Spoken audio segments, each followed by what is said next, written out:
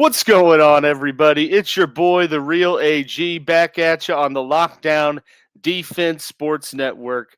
And as y'all know, myself and the Hit Squad been reviewing each and every NFC team's moves throughout the week, looking at where things are at through this initial free agency wave, the remaining needs for those teams, and what we think are some ideal fits or fixes, for those needs. If you've been keeping up through the week, we've done the East, the North, and the South. It's time to finish where the sun sets. That's right, out West, looking at the NFC West needs, where things are at right now, about a month out from the draft.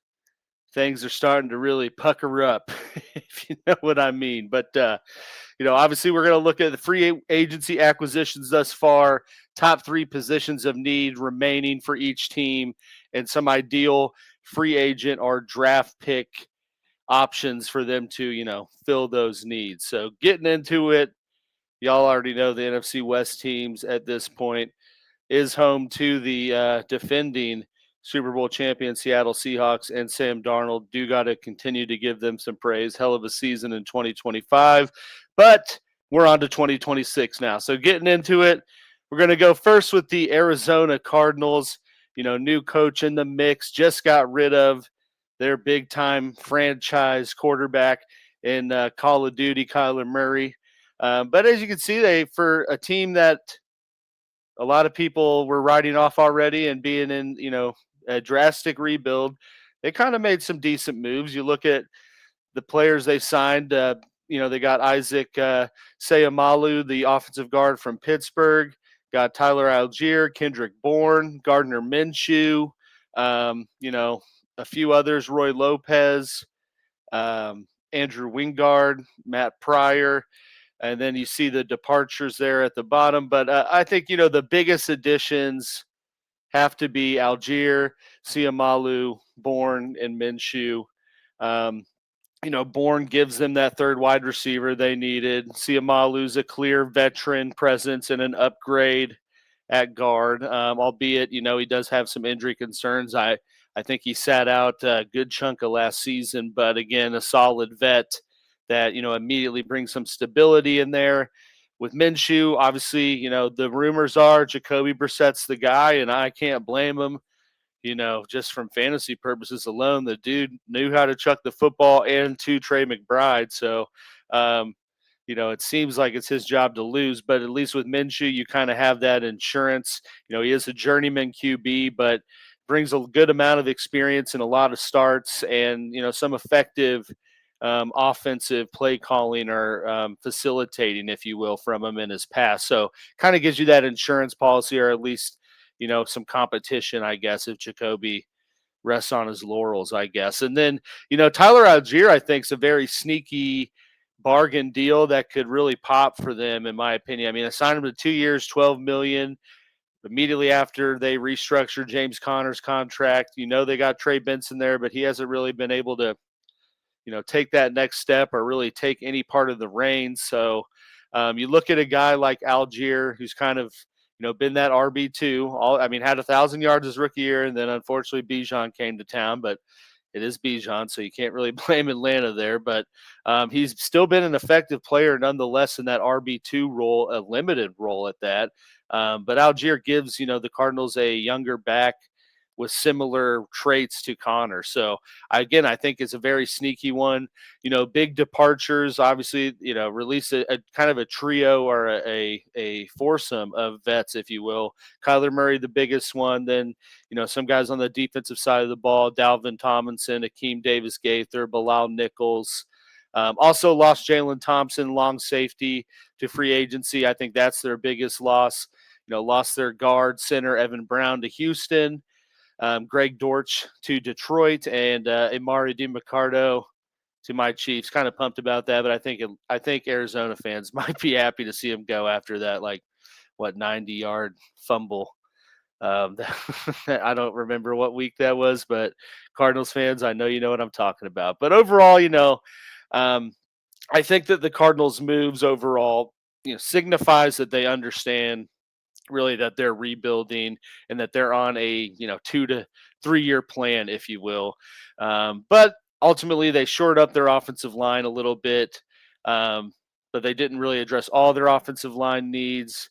And, a lot of what I think they did outside of Siamalu and Igier and maybe Bourne is really just addressing fill some back end depth kind of needs, rather than addressing top end needs or influxing the team with costly top end free agent talent. So again, I think they understand that they're in a rebuild and they're going to do it the smart way, at least by these signings from what I'm seeing. But what are the biggest needs at this point? Obviously, like I said, Siamalu shores up the guard, but they still need to address their right tackle. They have Paris Johnson, but he's the left tackle, so they got to address the other anchor on the offensive line eventually. And I think that's, build the trenches out for who's going to be the QB of the future. I'll get to that in a minute. Edge rusher, I think, they have Josh Sweat. Walter Nolan looked pretty promising, from the interior of the D line from a pass rush perspective when he was available. But Arizona has kind of consistently lacked, that second pass rushing option, and a lot of times has been relying on kind of rotational players. So they need to find some young talent and I think do it early to get, someone who can obtain a little higher production level and be that running mate with Josh Sweat. Obviously, I talked about losing Jalen Thompson to free agency at safety. Not to mention Buda Baker, is 30. So, they really need to start kind of planning for the future. I know they have Taylor Dimerson, the guy they drafted last year, and he's seemed promising. But again, it wouldn't hurt to add that guy in waiting or kind of raw safety prospect that can learn from Buddha and ultimately take over his spot. And then, I am noting a bonus one for Arizona, and I put quarterback. Like I said, I would get to that, but like we all know, they released Kyler, and right now they're going in with Brissett and Minshew. So as long as that is kind of the QB room situation, Arizona's always going to need a quarterback, and they're going to have to, find eventually their QB of the future or their next franchise guy. And, like I said, they might be on that 2-3 year plan waiting for that. And I think that's a smart way to rebuild, get the trenches shored up, get the pieces around him, and then bring the guy in. But, if they do that this year for whatever reason and bring in a young guy, it's, they're going to have to hit on one of these dudes in the draft, not named Mendoza or Simpson, or they can try to trade for a younger guy like an Anthony Richardson or Joe Milton or something. But ultimately, that is going to be a need that's ongoing until they get it shored up. And they've been searching for a while, but, that's where it's at. So what are, I think, some ideal free agent and draft moves and picks to make to shore up some of these needs? Get right into it. I try to get a little spicier with these, and I will explain my reasoning. But just looking at Arizona's picks, they got plenty full of draft picks, obviously picking third overall, second, third, fourth, fifth, sixth, and seventh. So full slate of picks to work with and high picks at that. But first and foremost, I got Jawan Taylor, right tackle, a free agent signing. Like, obviously, I got my own opinions on the guy as our in-house Chiefs fan, but I think Taylor is undoubtedly a guy that Arizona can bring in probably on the cheap at this point and would immediately give them, albeit with some issues, a solid right tackle to kind of build other places up and, go more of this best available approach in the draft. Obviously, I know there's a lot of speculation right now that people are saying Arizona is going to take a tackle, a right tackle or just another offensive tackle at 3. But I think being at 3 like that is just like, there's no Jake Long in this draft. There's no Joe Thomas in this draft. There's I just don't think, I think 3 is too high. Like, you gotta take a difference maker somewhere else and kind of flex seal up the offensive line for Jacoby. And I think Jawan can do that. He has 111 career starts, played in big games, and again, immediately fills that need at right tackle. I mean, he definitely has his problems with penalties or just lining up on the damn line of scrimmage. But again, you cannot deny that he is an elite maybe not elite. That's too much praise, but a very solid pass protector from the right tackle spot. So, that's kind of the boring, quick fix. Let's have some fun in the draft move, and this is where we're going. Obviously, pick number 3, I got Arvell Reese, the edge from Ohio State.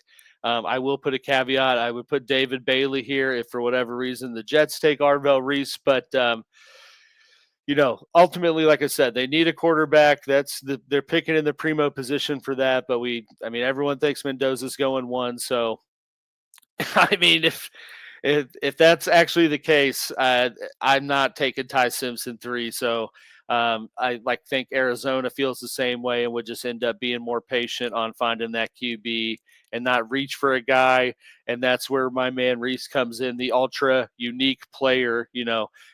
Playing both an off-ball linebacker and edge rusher, somewhat sparingly actually at the Ohio State, but for how sparingly he was used behind some other dogs on the defense, dude was still very, very, very efficient and very productive as an edge rusher. I mean, he had 19 pressures on just 97 pass rush attempts alone last season. So you see the production, again, brings that major upside on the defensive side of the ball. And again, I think a perfect pairing to Sweat and a guy that is really, I think, just scratching the surface on his abilities as an edge rusher.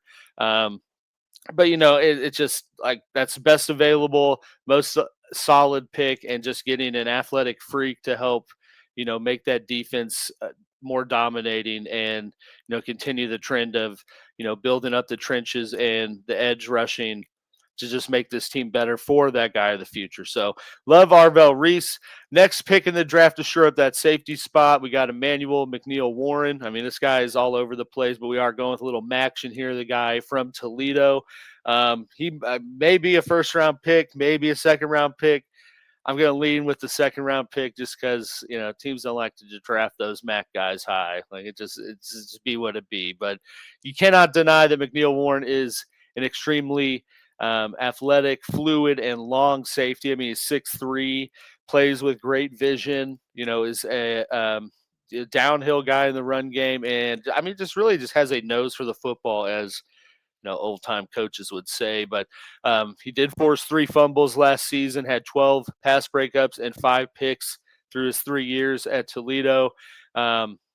I think just a guy that comes in and is very capable of immediately bolstering the run defense and, playing that enforcer role in the middle of the field. And again, like I said, the guy to kind of be waiting behind Budda Baker, learn from Budda Baker, and ultimately take over his spot. But, that is the Arizona Cardinals and kind of the remaining needs and what I think they should do. Cardinals fans, if you disagree, agree, or love and hate what I've done here, let me hear from you in the comments down below. But moving on, we're going to the LA Rams, the team that was just right there and had to see their bitter rival go on and get it done. But, you know, eh, for where things ended last year, they've certainly been somewhat. I don't want to say quiet. Obviously, not quiet. They made big moves, but not many moves. We'll put it that way. But you see the big addition here. Traded a package of picks centered around their first-round pick 29, to acquire Trick McDuffie from the Chiefs. Also extended McDuffie, paying about $30 million a year to make him the highest-paid corner in the league. And like I said, other than that, we're pretty relatively quiet. Re-signed Cameron Curl, sorry. Signed McDuffie's running mate, fellow Chief Jalen Watson, to a 3-year, I can't remember the amount deal, but I mean, invested in their corners. And also re-signed Tyler Higbee. You see the departures, no releases or anything, but did have 2 guys retire. Rob Havenstein, the right tackle, huge man. I think he's like 6'9", just a tower. I mean, but he was their right tackle for a while. And then Darius Williams, cornerback, also announced his retirement. And they also lost Tutu Atwell to Miami and Roger McCreary to Detroit. So, but I think, as you can see, LA understood what they really needed to do this offseason. They had to improve their cornerback room. And, especially with 4 of their players being free agents and then losing one of the guys they thought were going to sign back with McCreary. So, they had to do it, and they no doubt addressed it. I mean, and revamped the room, traded for one of the better corners in the league. Also got a pretty solid under the radar corner in Jalen Watson as well, and re-signed Curl. So I think they addressed their biggest need, and now are kind of just poised to run it back, take another bite at the apple, if you will. But what do I think are kind of the remaining needs? I got them right here, and I will put a little caveat to this. Like, I don't think anyone would disagree that the Rams are a championship-ready roster, and really don't have a whole lot of glaring immediate needs for a starter or anything like that, other than just backfilling some areas and adding some depth and kind of planning ahead, if you will, at positions. So with that caveat, my three positions of need are cornerback, and I get it. You're gonna say, but Alex, they traded for McDuffie, signed Watson.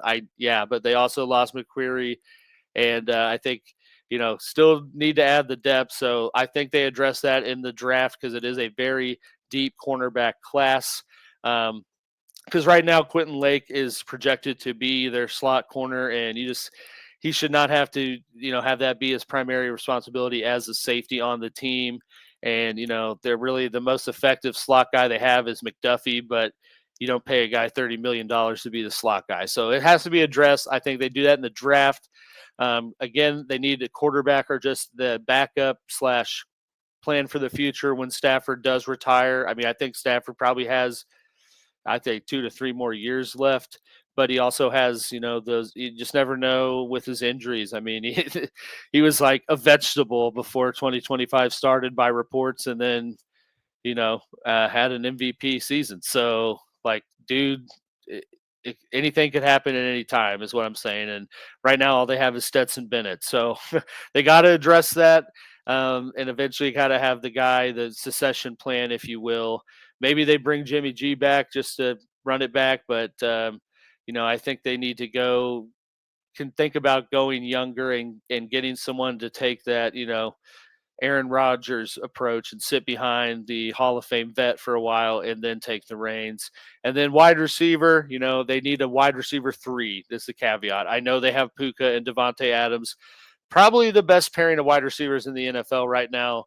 But, Devontae's getting old. They need the guy for the future. And outside of those two, they have Jordan Winnington and kind of K Mumfield. We'll say that. And some of you might be saying, who are those guys exactly? But there's been reports all offseason that the Rams were reportedly in on A.J. Brown. So that tells me they're going to address that in the draft as well. But yeah, so those are the remaining needs. Just looking at their picks, they have pick 13, which they got from Atlanta. Thanks, Atlanta. Second round, third round, sixth, and then 3 seventh rounders. So, here's the ideal free agent or draft picks. And I know one of them is a little unique, but I just wanted to get into it, talk about the topic, bring it back. I think shout out my man, Coach. I think he first brought this up. But Anthony Richardson, I mean, we know the Colts are shopping him. I think that's even more apparent now after they threw a bag at Daniel Jones. Sean McVay, if you are truly trying to find the successor to Matt Stafford, give up the 6th round pick for Anthony Richardson. Like, why not? He's still on his rookie deal. He's 23 years old. Has starting experience, albeit not the best, but has some. And I don't think anyone will deny the dude's God-given abilities with the football. So bring him in, trade for him, bring him in, tell him he's sitting behind Stafford. You got a guy who's, you're looking at, it's going to be somewhere between 26 to 28 years old by the time Stafford's done, and you're ready to roll. So I think that's just, it makes too much sense, and I would hope that the Rams are heavily considering doing it, or already discussing doing that. To address the other needs, again, we're going draft. Like I said, I think they find that wide receiver for the future, wide receiver 3 early. I'm looking at that first round pick. We got Mekhi Lemon, the wide receiver from USC, keeping him in LA. Again, immediately fills that wide receiver 3 need, and just brings a guy into the fold that would eventually replace Devontae Adams, who is 33 on the perimeter. Lemon has ability to play both out of the slot and perimeter. He gets a lot of Amon-Ra St. Brown comparisons. Brings that positional flexibility across the receiver position, as well as a pretty polished game that I think would quickly earn the trust of Stafford and make him pretty effective early in this offense.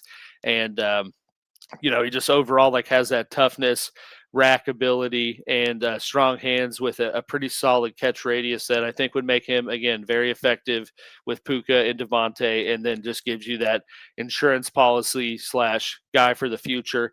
And then deep cut here, again, Rams don't have too many. They got a lot of sevens and stuff, so I think they address corner, hit some other needs early, and address corner later just to bring in depth and maybe find a gym. That's where our man Chandler Rivers, the corner out of Duke, comes in. He is just one of those guys that would be just help them address the depth and like I said, find a potential diamond in the rough.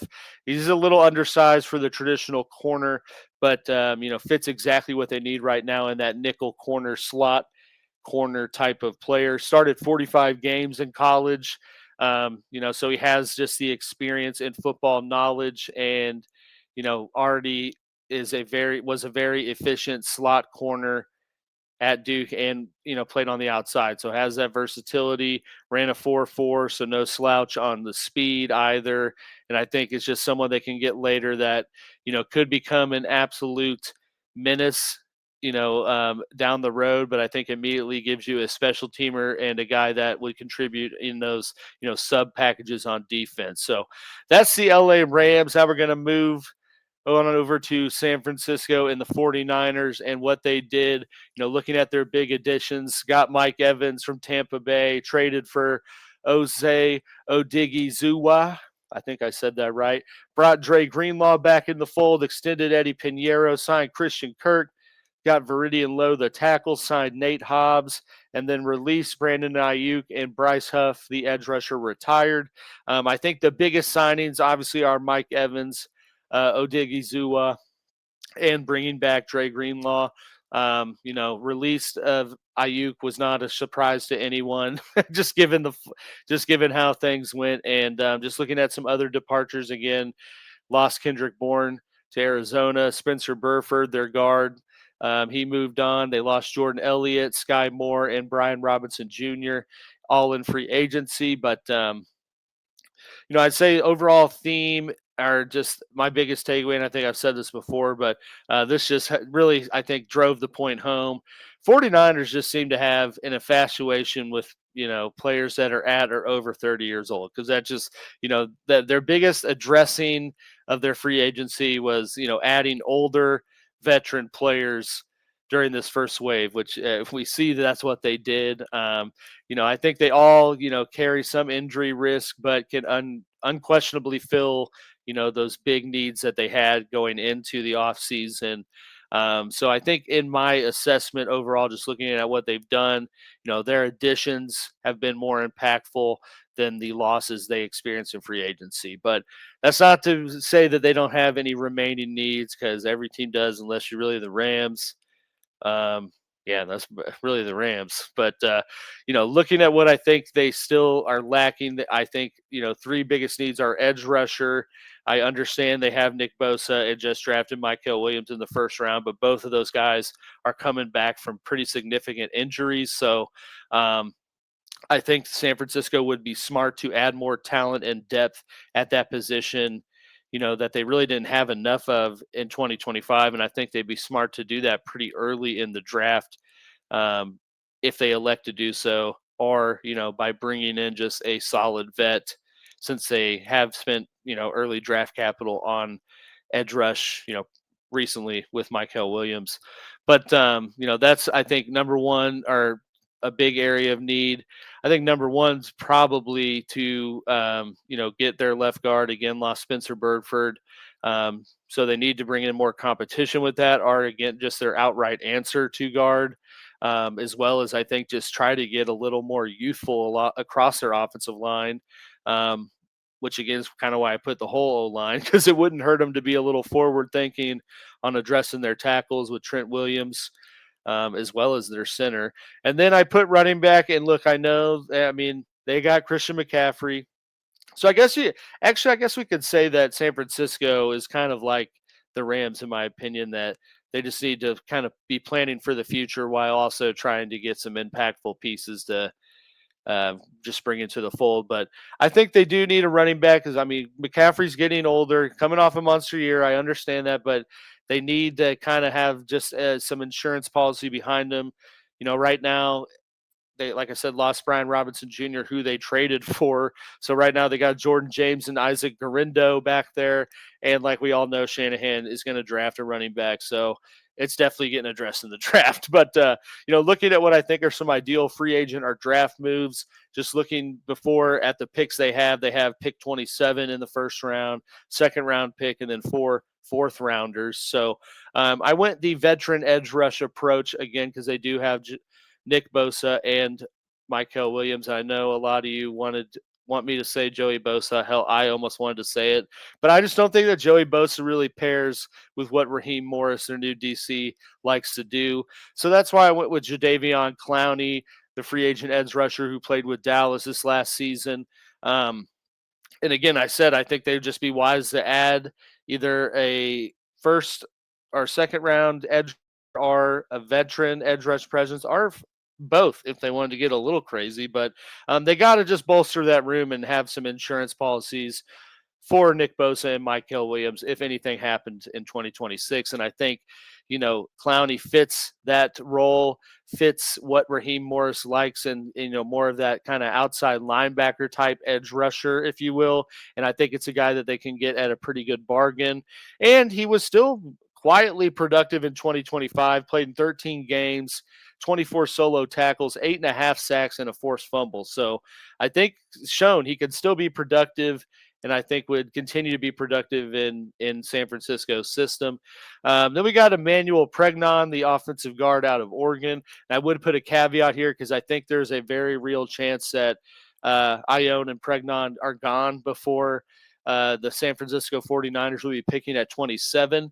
And if that's the case, I can maybe consider Kalen Rutledge from Georgia Tech. But just because we are still 30 days out and nobody knows ish right now, I'm going to keep Pregnon as the guy I think they should take at pick 27. You look at Pregnon, he's got elite size, 6'4", 314, just a guard that has violent hands, that high end power in the run game, and is just a strong mauler type dude in the interior of the offensive line. He is very efficient with his anchor and pass pro, and just comes in with a lot of experience. He started at 3 different programs: Wyoming, USC, and Oregon. And over those last 3 seasons of college football, only gave up 1 sack and 37 pressures. So, dude knows how to keep fools away from the quarterback. And I think he would be an excellent plug and play pick for the Niners. Immediately boost their offensive line, find their new left guard, and just upgrade the running game for the San Francisco Niners, which we know Shanahan wants to do. And then apologies to our man K-Tron, not K-Ron. This is a typo, but K-Tron Allen, the running back out of Penn State. Like I said, it wouldn't be a regular NFL draft if Kyle Shanahan didn't get a running back he liked in one of those middle rounds. And I think they're definitely poised to do that with 4 fourth-round picks. So that brings in K-Tron Allen. He is a very physical runner and generates, a lot of yards after contact pretty well. That's kind of his game. I think he is probably or arguably the most accomplished and consistent running back in the class, not named Jeremiah Love. And he kind of has that patience in the run game and great feel for, lane development. And I think someone that would fit well into Shanahan's running schemes and just gives him, again, that solid, promising younger option behind CMC. So you can't really go wrong with any of these guys, in my opinion.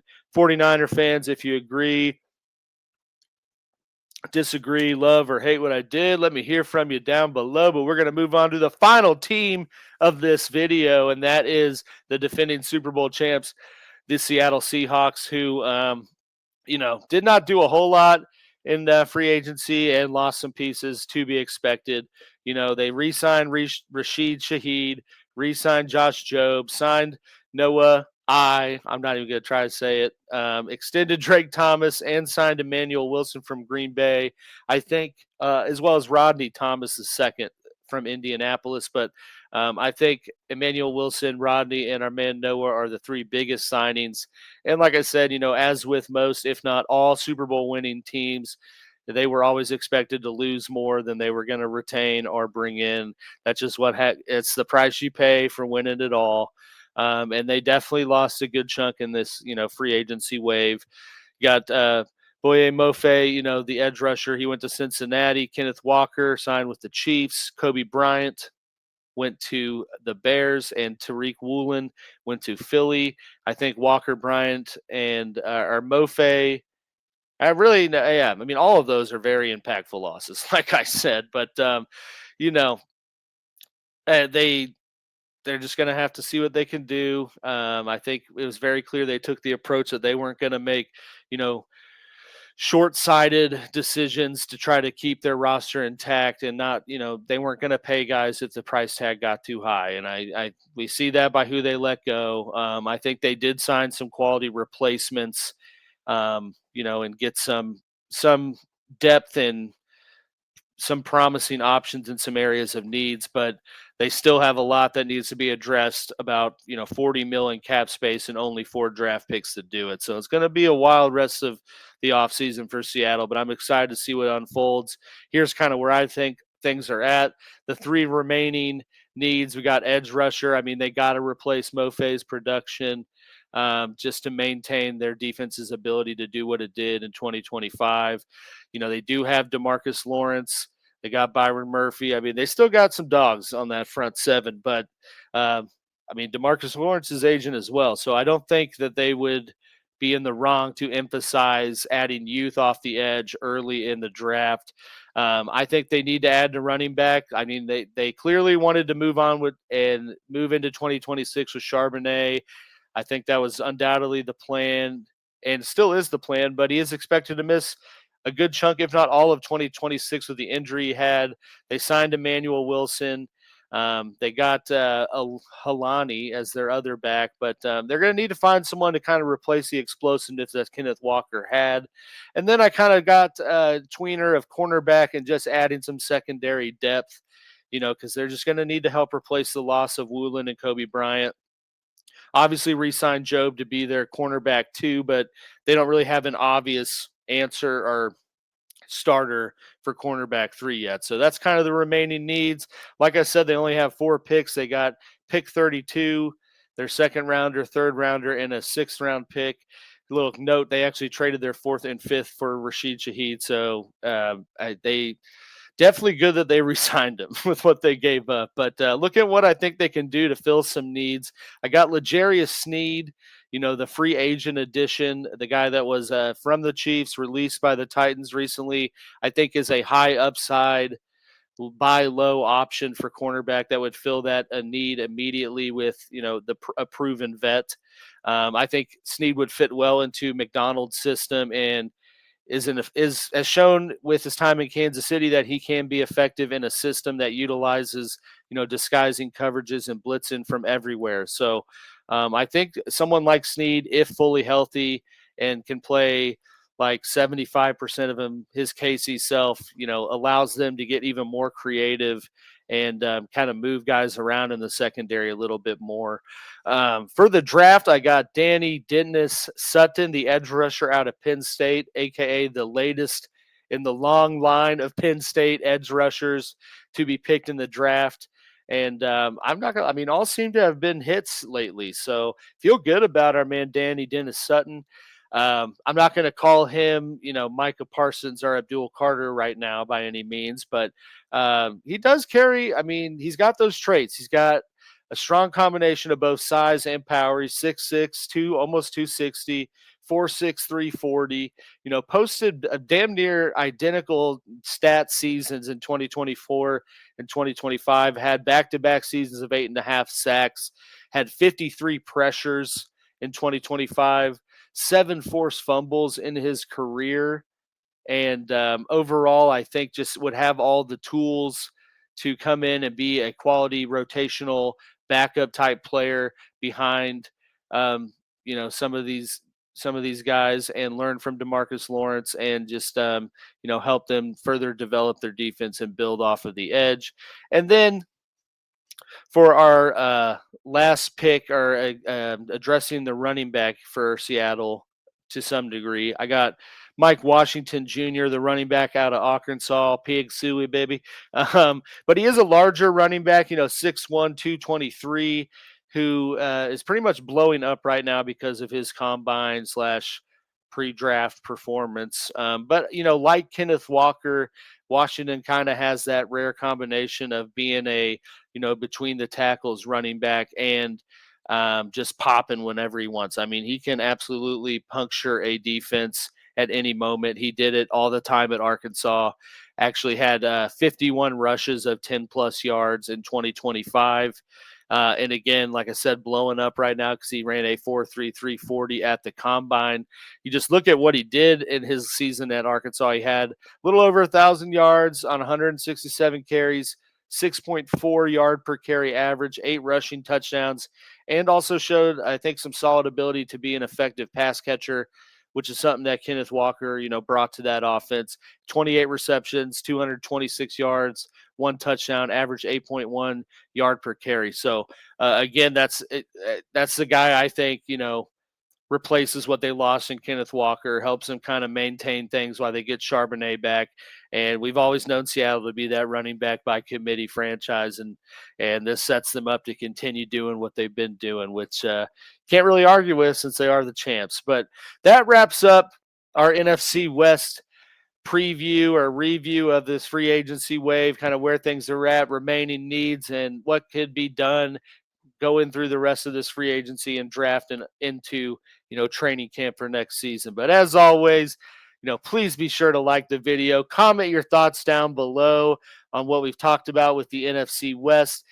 Don't forget to hit that subscribe button so you do not miss out on the other hot content we're dropping throughout the off season.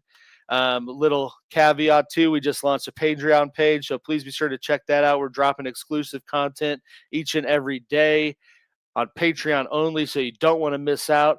If you want to get at me or the rest of the Hit Squad members, there is our social media info. If you want to find more Lockdown Defense content, we got it all right here.